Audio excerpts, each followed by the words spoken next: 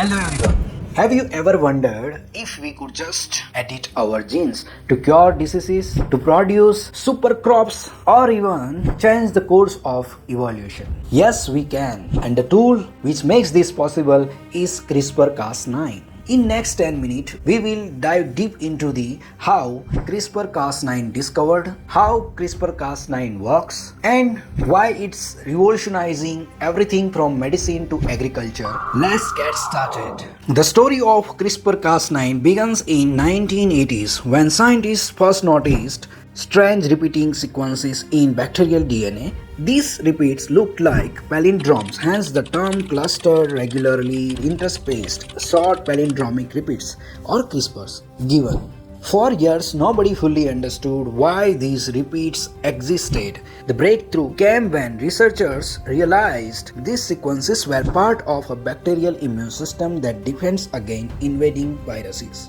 In bacteria, CRISPR sequences capture bits of viral DNA, almost like a mugshot of an enemy, when the virus attacks again an enzyme complex, the most famous being Cas9, CRISPR-associated protein 9, uses a piece of RNA as a guide to find and cut the matching viral DNA, stopping the virus in its tracks. Fast forward to early 2010, scientists including Charpentier and Doudna figured out how to reprogram this bacterial system to target any DNA sequence, not just viral DNA.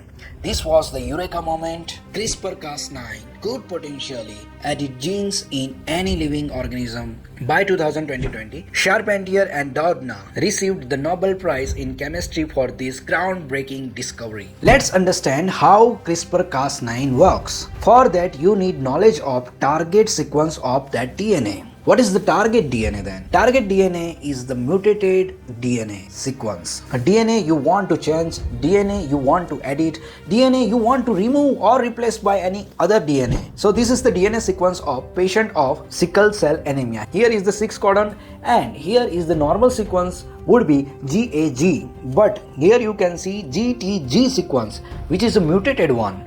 And this creates the HbS hemoglobin, which causes sickle cell anemia. Now you want to remove this, so how we will do it? Let's see. This is the target DNA. Now you have to synthesize guide RNA in your lab from the target sequence of DNA. Now this guide RNA is attached to the Cas9, which is the CRISPR associated protein 9, and this has a one function to cut the DNA. Now we will introduce this guide RNA into cells of patient. Now this guide RNA will search for its match, not Tinder. It's a nucleotide match. Now this guide RNA will bind to the target DNA sequence. So here is the attachment of the guide RNA to the target DNA. And this Cas9 will bind to the PAM, which is the protospacer adjacent motif, which is NGG. And for any nucleotide, ATGC, but it must be followed by GG, means guanine nucleotide sequence. So this PAM attachment with the Cas9 is a signal to cut the DNA. Now Cas9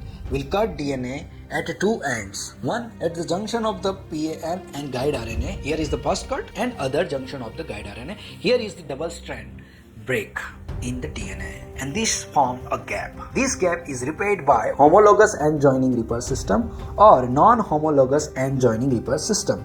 But the problem with non-homologous end joining system is it introduces so many mutations. So preferred repair system would be homologous end joining repair system. Also here we required A instead of T nucleotide. So we will introduce a synthetic DNA sequence in this gap, so patient will no longer having a mutated sequence of sickle cell anemia. That's how gene editing being done in our lab. Now let's focus on real world applications, ethics and future of CRISPR-Cas9.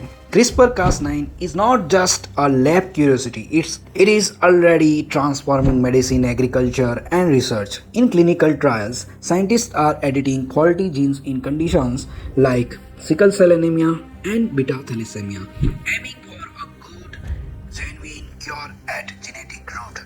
They are also tweaking immune cells CAR T therapies to better recognize and destroy cancer, and even exploring how CRISPR might one day help eradicate latent viruses like HIV. But it's not just about human health. In agriculture, CRISPR can bolster crops against disease, drought, and nutrient deficiency by modifying their own genes, often with fewer regulatory hurdles than traditional GMOs. These could help feed a growing population and adapt to climate change. Meanwhile, in research labs, CRISPR is a gold standard for unraveling gene function by creating massive knockout libraries. Researchers can see what happens when thousands of genes are systematically turned off, speeding up drug discovery and basic science breakthroughs. Yet, every powerful tool comes with risk. Off-target effects can occur if Cas9 cuts the wrong sequences, potentially harming vital genes. Scientists are refining high-fidelity variants and next-gen systems like base editors and prime editors to minimize these errors. There is also the thorny topic of germline editing. Altering sperm, eggs, or embryos means changes can be passed to future generations, sparking debates about consent, safety, and specter of designer babies. Plus, as CRISPR therapies evolve, access and equity remain pressing concerns. Will only the wealthy afford genetic fixes? And what if low-cost CRISPR kits leads to biosecurity threats? If you enjoyed this video or learned something new, please press like, comment, and share with your friends, and don't forget to subscribe my YouTube channel. Thank you so much.